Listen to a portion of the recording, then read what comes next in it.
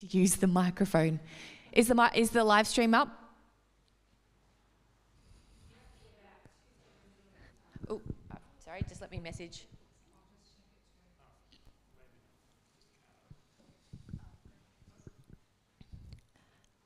We're good. Awesome. So hello everyone and welcome to everyone online. So if you haven't met me, I'm Bronwyn. With the other Bronwyn, we're running this thing. So we have both the in-person and the online option. So if for some reason you can't make it in person some week, you can always jump in for the online option and just let me know so I can organise to get you the details so you can be part of it. So the alpha bit, which is the video thing that we're about to watch now, that's going to be, so it'll be live streamed and then you can watch it on demand. So should you want to go back and watch the video again, it should, unless for some reason YouTube goes funny, be available at any time. So you can watch it tomorrow if you like, just because you can. So all the videos in this series, they're about 20 to 30 minutes. They're not boring, don't worry. I've watched them all. They're actually quite interesting. I was like, ooh, can handle this. And they're also the red booklets. So does everyone have the red booklet? If not, Bron's going to grab them now and hand them out.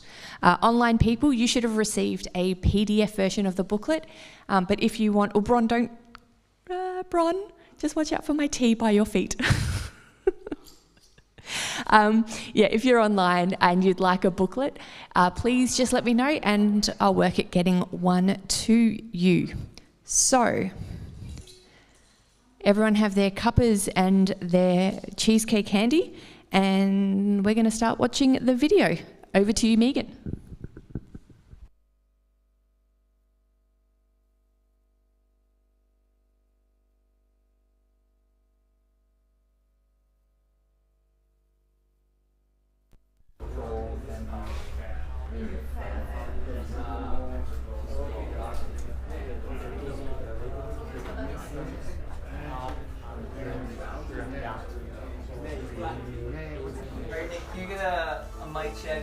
Hi, I'm Nikki. Welcome to Alpha. Life is busy. Every day we ask so many questions. What should I wear? What's the weather going to be like? What's happening today? How am I going to fit everything in? But then there are those bigger questions. Like, why am I here? Where am I heading? Is this it? Is there more to life than this? These are life's big questions, but there's rarely enough time to think them through properly. We all have different perspectives on the meaning of life and faith, and Alpha is an opportunity to explore life's big questions. This is a great place to come together and talk about them openly and honestly. I'm Gemma. I'm Toby. And this is Alpha.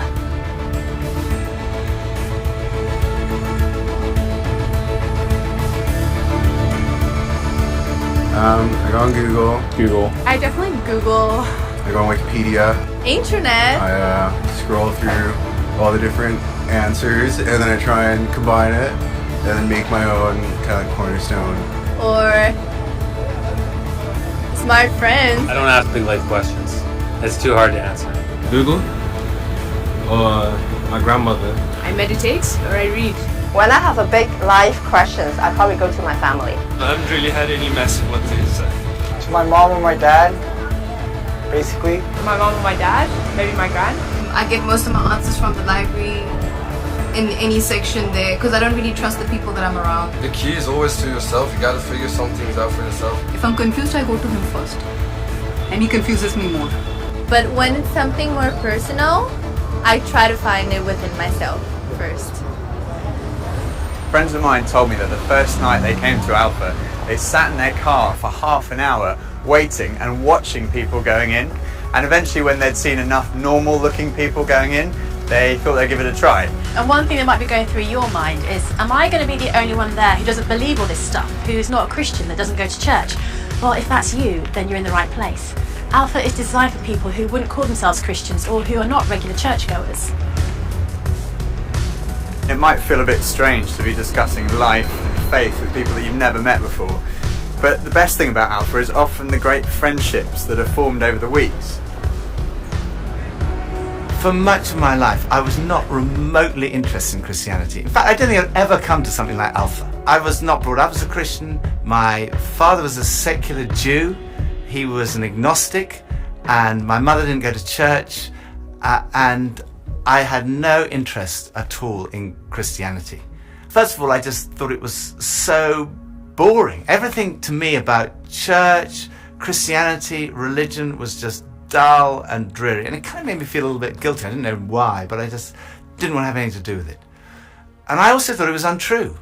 I thought I'd sort of thought it through, and I'd come up with these intellectual objections, and I called myself, very pretentiously, I called myself a logical determinist. And I quite enjoyed arguing with people who called themselves Christians. And at university I had a bit of a reputation for being an argumentative atheist.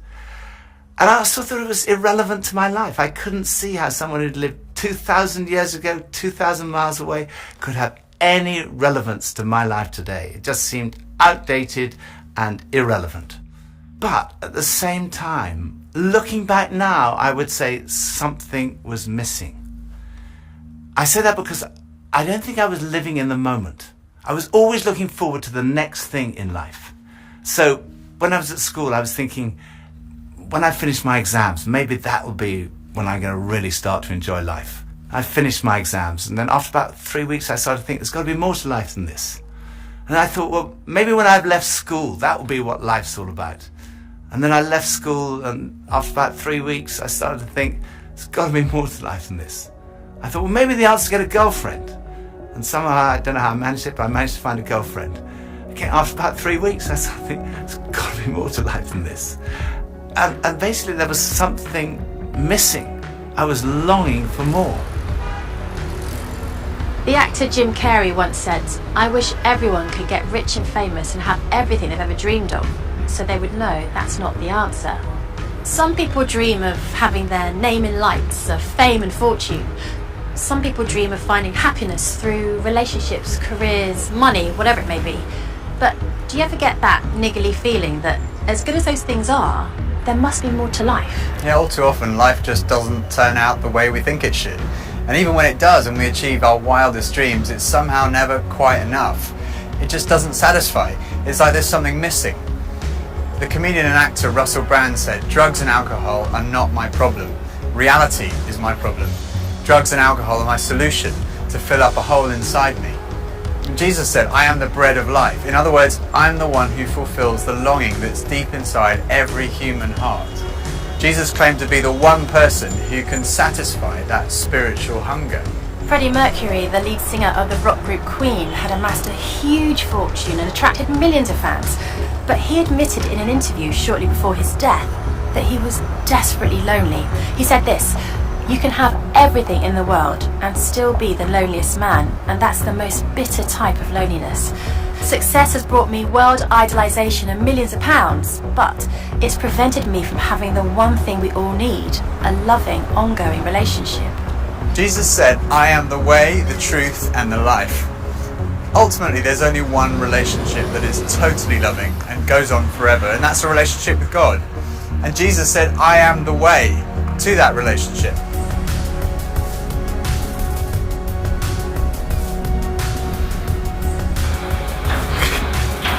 Maybe money? What makes me happy? Music. Music, ice cream, and cheese. Sleep makes me happy. Going to the gym, seeing my friends, going to the pub, play football. Dogs. Alcohol. Women. Pretty much. The idea of life in general makes me happy. Clothes. Women. More to life than this? Sure. That's a really good question. I don't know, I can't tell you. I think we're supposed to learn a couple of things. There's nothing more. I'm still figuring that out, to be honest. No. Let's live in the moment. Absolutely. I strongly believe that there's more to life than this. No idea. Sorry. When I was about 17, I was sitting having a burger with two friends, and we were looking out the window and commenting on a few of the stores across the street, and I suddenly realised that I couldn't read any of the signs, even if I squinted. So I asked if I could borrow one of my friend's pair of glasses, and as soon as I put them on, I realised I could see everything, like colours, shapes, words. I was amazed at how everything was so clear. And I could see before, but now I could really see. And to me, that's the best way to describe the difference that Jesus makes. Jesus is the lens through which we see God. And he's also the lens by which we see the world in a totally different way. Jesus said, I am the truth. Some people's response to a Christian might be, well, it's great for you, you found meaning and purpose in your life, but it's not for me. But when you think about it, that's not actually a logical position, because if Christianity is true, it's of vital importance to every one of us. And if it's not true, it's not great for us, because it means we're deluded. C.S. Lewis was one of the great intellectual giants of the 20th century, probably best known as the author of the Chronicles of Narnia. He said this: Christianity, if false, is of no importance, and if true, of infinite importance. The only thing it cannot be is moderately important. I come from a family of lawyers, so naturally I wanted to look at the original documents and sources. I never really looked at the evidence before, and I was astonished at how much evidence there is for the life, death, and resurrection of Jesus. For me, it was through reading these documents that we find in the New Testament that I came to the conclusion, it's true. One of the last cases I did as a lawyer was in the Court of Appeal in front of Lord Denning, an absolutely brilliant mind, perhaps the greatest judge of the 20th century. He said on one occasion that his Bible was his most tattered book in his library. He'd examined the evidence really carefully, and he came to the conclusion, it's true. One former professor of history at Oxford University described the resurrection as the best attested fact in history. I hadn't realized how many of the pioneers of modern science were believers. Descartes, Newton, Kepler, Galileo, Locke, Copernicus, Faraday, Kelvin, Pasteur. Francis Collins, one of the greatest scientists of our time, was director of the Human Genome Project, mapping the 3 billion letters in the human DNA, considered by many to be the most significant scientific undertaking of our time. He describes how he encountered Jesus and came to believe in the truth of Christianity. Well, in the home where I grew up, faith was not something that was talked about very much. My father was a professor of drama, my mother a playwright. When I went to college and those discussions in the dorm late at night about religion began to occur, I had no particular reason to attach value to a faith system. It had never been something I was familiar with or had internalized at all. And I assumed that any religious feelings that anyone held must be on the basis of some emotional experience, and I didn't trust those, or on the basis of some childhood indoctrination, which I felt I was fortunate to have missed. I loved the experience of learning about the human body and all of the components of that, and I particularly loved being introduced to genetics. But then I ended up in the medical school curriculum sitting at the bedside of patients with diseases. This was no longer an abstract study of molecules and organ systems. These were real people. And one afternoon, one of my patients, a wonderful elderly woman, much like a grandmother, who had very bad heart disease. She had a particularly bad episode of chest pain while I was with her. She got through it, and at the end of that, explained to me how her faith was the thing that helped her in that situation. She realized that the doctors around her weren't really giving her that much help, but her faith was. And after she finished her own very personal description of that faith, she turned to me, and I had been silent, and she looked at me quizzically, and she said, "What do you believe, doctor?" And ultimately I had to admit to myself that her question had made me realize that I had arrived at an answer to the most important issue that we humans ever deal with. Is there a God?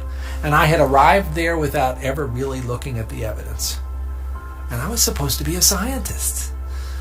If there's one thing scientists claim they do is to arrive at conclusions based upon evidence. And I hadn't taken the trouble to do that. I was greatly assisted by a pastor who lived down the road, who I went and asked about all this, and who gave me a copy of C.S. Lewis's wonderful book, Mere Christianity. Because here was an Oxford scholar, a prodigiously developed intellect, who had traveled the same path. Within those pages, I realized for the first time that one can come to belief on a rational basis, and that in fact, given the many pointers that one sees around oneself in terms of the universe and it having a beginning, and its fine-tuning in terms of the way in which all those constants that determine the behavior of matter and energy seem to have been set just in a certain very precise range to make life possible. And many other things, including my beloved mathematics and why they actually work anyway to describe the universe, something that makes you think the Creator must have been a mathematician.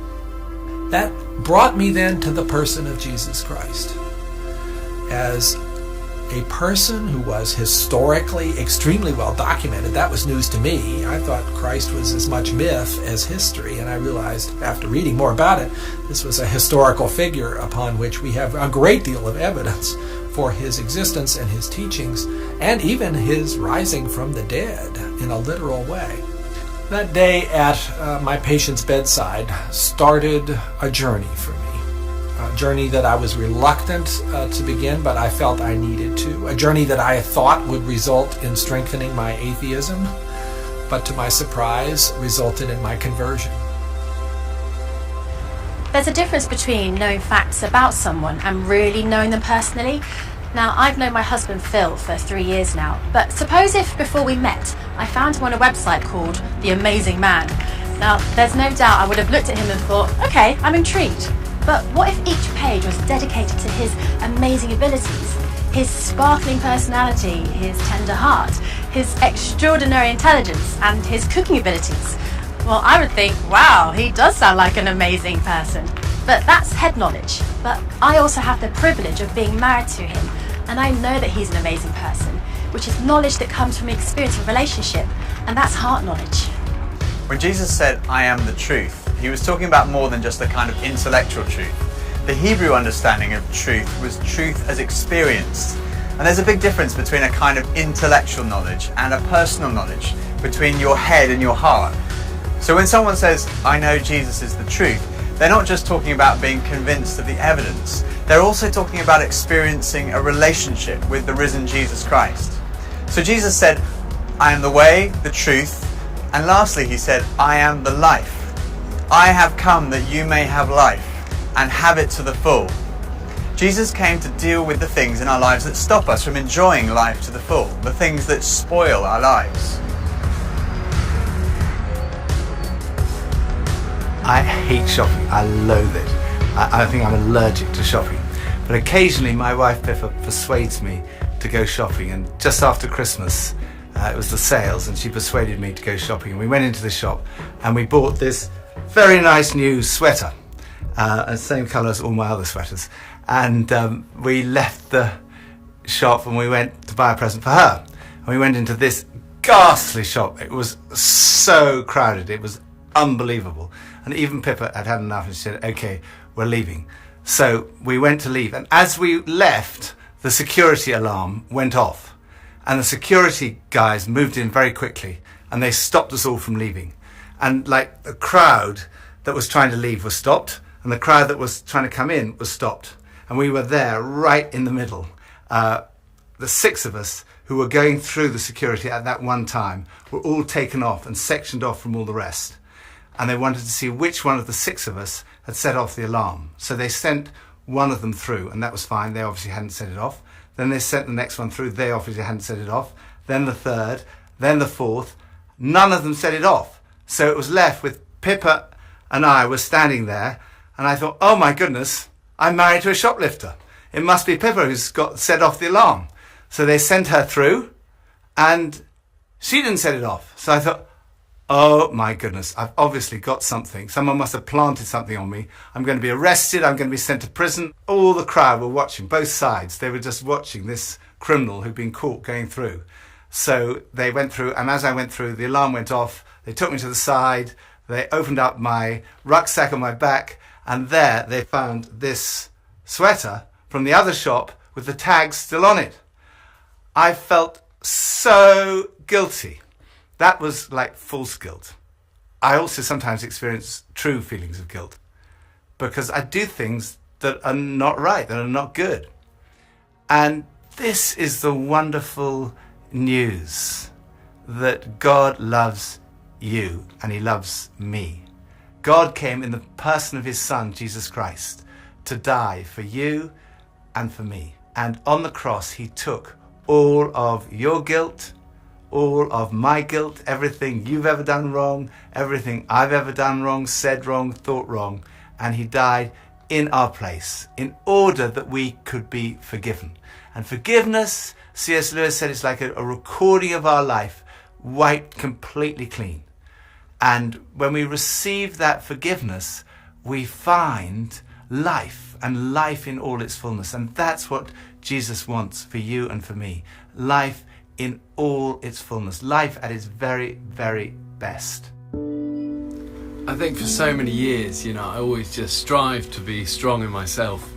And it was as if that all I needed was me and my buddies and, we'd be like invincible. But the truth is, none of us are. And I don't want to do this thing called life. I don't want to do it on my own. And it kind of feels like my longing for this light inside is now stronger than my fear of what others might think. And people often ask, well, doesn't that make faith like a crutch? And, well, maybe, but, what does a crutch do? A crutch helps you stand, and it makes you stronger. And in that case, sure, I need a bit of that. But especially when it's so much more than that. When this faith inside is also like a backbone, helping me stand tall and helping me be strong when I'm really up against it, facing those odds, whether it's on a mountain or stuck in some jungle or just dealing with the storms, with the storms of life. Sure, I need it. I need that. But at heart, my Christian faith says that I'm known to Christ, bought at a price, blessed with light. Faith says that we're loved, regardless of our mess, regardless of how many times we fall down, and that Jesus somehow picks me up. And sure, I'll reach out to that. Why wouldn't I? I used to think Christianity was boring, untrue, and irrelevant. But when I read about Jesus, I realized he was anything but. Jesus said he's the way to God. He's the one who brings meaning and purpose to your life. He said he's the truth. He said he's the life. That true fulfillment is found in a relationship with God through him. Alpha is a place where you can be yourself. You can say what you think and challenge everything. No question is too complex or too simple. And what your point of view is as important as anyone else's. And over the weeks ahead, we are going on a journey together, an adventure to explore the questions of life, faith and meaning. Think of it this way. If you live to be 70, you're going to spend 20 years and 3 months asleep, 10 years and 5 months watching TV, 5 years and 9 months in some form of transportation, 7 years and 6 months eating and drinking. You have approximately 570,000 hours left to live. So why not spend less than 24 of them asking life's biggest questions? Welcome to Alpha.